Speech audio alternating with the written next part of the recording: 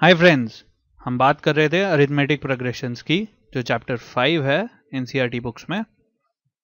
हमने देखा कि कोई भी अरिथमेटिक प्रोग्रेशन वो सीरीज है जिसमें नेक्स्ट टर्म प्रीवियस टर्म में एक कांस्टेंट नंबर ऐड करने से मिलता है और उस कांस्टेंट नंबर को हम बोलते हैं कॉमन डिफरेंस और उसको डिनोट करते हैं स्मॉल डी से।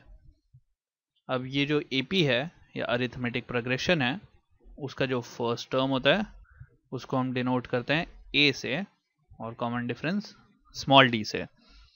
और हमने ये भी देखा था कि कोई भी एपी का nth term a n is always equal to a first term plus n minus one into d. अब इस रिलेशन पे बेस्ड कुछ एग्जाम्पल्स देखते हैं। तो फर्स्ट एग्जाम्पल है determine the AP whose third term is 9 and seventh term is 17। अब हमने पिछले वीडियो में देखा था कि कोई भी AP अगर हमें डिटर्मिन करना है तो हमें सिर्फ दो चीज़ें पता करनी है। क्या क्या? एक फर्स्ट टर्म A और एक कॉमन डिफरेंस D। तो अभी हमें गिवन है कि थर्ड टर्म उस AP का 9 है और सेवेंथ टर्म उस AP का 17 है। तो इसको अगर हम नोटेशंस में लिखें तो हमें मिलेगा A3 जो थर्ड टर्म है इज 9 और A7 इज 17। हमें फाइंड करना है A और D। अब जो रिलेशन हमें मालूम है वो है AN is equal to A plus n minus one into d. तो A3 कितना होगा? A3 में n का वैल्यू है 3, A और D हमें मालूम नहीं, तो A3 को हम लिख सकते हैं A plus 3 minus one into D या फिर a प्लस 2d और ये गिवन है 9 के बराबर। तो ये हो गया इक्वेशन 1। सिमिलरली a7 को अगर हम लिखेंगे तो हमें मिलेगा a plus 7 minus one into D जो होगा a प्लस 6d और ये 17 बराबर गिवन है। ये हो गया इक्वेशन 2। अगर इक्वेशन 1 और 2 में से हम a एलिमिनेट करें तो इक्वेशन 2 माइनस इक्वेशन 1 इससे हमें मिलेगा a और a कैंसिल हो जाएगा। 6d माइनस 2d हमें मिलेगा 4d is equal to 17 minus 9 हमें मिलेगा 8। इससे मिलेगा d हमें 2 के बराबर। अगर इसको हम फर्स्ट इक्वेशन में सब्सटीट्यूट करें तो हमें मिल जाएगा a प्लस 2d होगा 2 इंटू 2 या 4 इज इक्वल टू 9। तो a का वैल्यू आ जाएगा 9 माइनस 4 या फिर 5। तो फर्स्ट टर्म है 5, कॉमन डिफरेंस है 2, तो हम AP डिटर्मिन कर सकते हैं। First term 5, second term 7, third term 9, fourth 11 and so on. So this is the AP, required AP। चलिए अब नेक्स्ट क्वेश्चन देखते हैं। ये है example. Check if 103 is a term in the list of 7, 10, 13 and so on। तो इसको जब हम ध्यान से देखेंगे तो ये कुछ नहीं बट एक AP है जिसका फर्स्ट टर्म है 7 और कॉमन डिफरेंस है 10 माइनस 7 या फिर 13 माइनस 10 या फिर 3। तो ये है कॉमन डिफरेंस और फर्स्ट टर्म गिवन है हमें 7। तो हमें ये चेक करना है कि 103 इस AP का पार्ट है कि नहीं। अब ये कैसे कर सकते हैं? अगर 103 को हम इस AP का पार्ट मान लेते हैं तो nth टर्म AP का होगा 103। इसका मतलब है a plus n minus one into D इसको सेटिस्फाई करना चाहिए। तो यहाँ पे a है 7, n माइनस वन हमें पता नहीं और d है 3। इसका वैल्यू हमें गिवन है 103। तो अगर इस रिलेशन से हमें n का वैल्यू कोई भी इंटीजर मिल जाता है, पॉजिटिव इंटीजर, तो हम कह सकते हैं कि 103 इस AP का पार्ट है। तो अगर इसको हम देखें तो n माइनस वन इंटू 3 हमें मिलेगा 96 के इक्वल और n माइनस वन हमें मिलेगा 96 बाई 3 या फिर 32। तो n का वैल्यू 33। तो ये n का वैल्यू एक पॉजिटिव इंटीजर आया, मतलब 103 इस AP का पार्ट है और वो है 33rd टर्म। चलिए एक और एग्जांपल देखते हैं। हमें पता करना है how many 2 digit numbers are multiples of 7। अगर हम मल्टीपल्स ऑफ 7 लिखना शुरू करें तो हमें मिलेगा 7, अगला मल्टीपल होता है 14, उसके बाद मल्टीपल होता है 21 एंड सो ऑन। तो ये भी एक एपी है जिसमें हर बार 7 ऐड होता जाता है ना। अगर हम देखें तो ये जो मल्टीपल्स ऑफ 7 है ये कहाँ तक जाते हैं, ये जाते हैं 98 तक। उसके बाद होता है मल्टीपल 105। तो 105 तो एक 3 डिजिट नंबर है और 7 एक 1 डिजिट नंबर है। तो जो भी 2 डिजिट नंबर्स हैं वो सिर्फ 14 और 98 के बीच में है।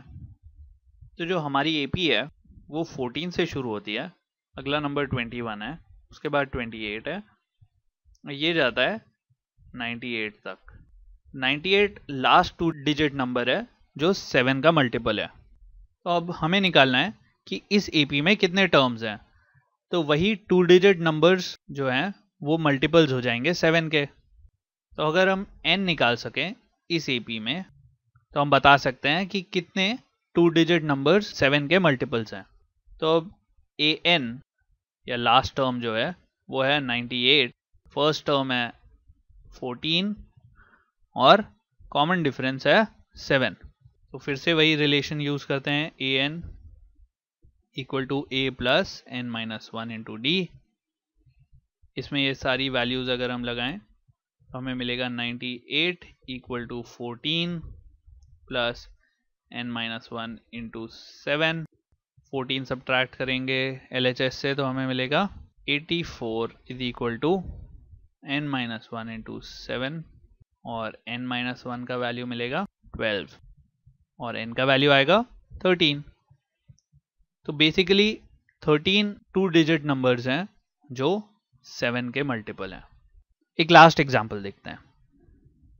Find the 11th term from the last term in the AP 10, 7, 4 and so on up to -62। तो अब ये एक फाइनाइट एपी है, ये -62 पे एंड हो जाती है, तो ये फाइनाइट नंबर ऑफ टर्म्स है, इसलिए ये एक फाइनाइट एपी है। अब हमसे पूछ रहा है कि लास्ट से 11th टर्म क्या होगा। अब इसको सॉल्व करने के 2 मेथड्स हैं। पहले फर्स्ट मेथड देखते हैं। तो फर्स्ट मेथड ये है कि हम इस एपी को उल्टा ही देख लेते हैं। मतलब अगर ये 10 से शुरू ना होके यहाँ से शुरू होता -62 से और हम फर्स्ट से 11th टर्म निकाल लेते तो वो इस एपी का सीधे एपी का लास्ट से 11th टर्म होता है ना। तो अगर हम इसको देखें तो गिवन एपी में जो कॉमन डिफरेंस है वो है 7 माइनस 10 जो होगा -3। लेकिन जो उल्टा एपी होगा उसमें 3 सब्ट्रैक्ट होने की जगह 3 ऐड होगा, क्योंकि इसका प्रीवियस टर्म होगा -59, उसके बाद टर्म आएगा -56 और सो ऑन। ये जाएगा 4, 7, 10 तक। आप यहां से भी देख सकते हैं कि 3 ऐड हो रहा है, तो कॉमन डिफरेंस +3 है और इसका फर्स्ट टर्म है -62, तो a है -62, कॉमन डिफरेंस है +3, तो इससे हम निकाल सकते हैं a11 का वैल्यू जो 11th टर्म होगा वो होगा -62 प्लस 11 माइनस 1 इंटू डी जो है +3। अब इसका वैल्यू आएगा -62 इंटू 10 इंटू 3 विड बी 30 या फिर -32। तो ओरिजिनल सीरीज में लास्ट से 11th टर्म होगा -32 या फिर इन्वर्टेड सीरीज में फर्स्ट से 11th टर्म होगा -32। आइए सेकंड मेथड देखें। गिवन सीरीज था हमें 10, 7, 4 अप टू -62। तो अगर हम पता कर सकते हैं कि ये टोटल टर्म्स कितने हैं n0 और हम उसमें से अगर बैक से 11th टर्म निकालना चाहते हैं तो क्या करेंगे। तो सबसे पहले n0 निकालते हैं जो कि टोटल नंबर ऑफ टर्म्स हैं इस सीरीज में। वो कैसे निकालेंगे, गिवन है a n0 is equal to minus 62 जो कि लास्ट टर्म है is equal to a first term plus n minus 1 into d. इसका मतलब है minus 62 is equal to a का वैल्यू 10 है, यहाँ पे डी का वैल्यू माइनस 3 है। माइनस 3 बिकॉज 7 माइनस 10 या फिर 4 माइनस 7। तो इस इक्वेशन को और सॉल्व करें तो हमें मिलेगा minus 72 is equal to n minus 1 into minus 3 या फिर n minus 1 equals minus 72 by minus 3 is 24, positive 24। तो n का वैल्यू आया 25। तो इस सीरीज में अगर टोटल टर्म्स देखें तो वो हैं 25। अब हमें बैक से 11th टर्म पता करना है। तो वो फ्रंट से कितना होगा? वो फ्रंट से होगा total number of terms minus back से 11 प्लस 1। अब ये प्लस 1 क्यों ऐड किया हमने? सपोज करते हैं एक लाइन में 7 किड्स खड़े हैं। अब हमें पता करना है कि बैक से थर्ड किड कौन सा है। ये फ्रंट है, तो बैक से थर्ड किड है ये। अब ये फ्रंट से कितने नंबर पे है? ये फ्रंट से है 1 2 3 4 और 5th नंबर पे है, और बैक से है 1 2 3 नंबर पे। इसका मतलब ये हुआ कि बैक से जो किड थर्ड नंबर पे है वो फ्रंट से 5th नंबर पे है। टोटल नंबर ऑफ किड्स है हमारे पास 7। तो फ्रंट से 5th is equal to 7 minus 3 plus 1। इसीलिए इस सीरीज में भी बैक से 11th टर्म होगा फ्रंट से 25 माइनस 11 प्लस 1th टर्म, और ये कितना होता है? ये होता है 15th टर्म। तो जो फ्रंट से 15th टर्म होगा वही बैक से 11th टर्म होगा। तो अब A15 अगर हम निकाल लें तो हमें पता चल जाएगा कि बैक से 11th टर्म कौन सा है।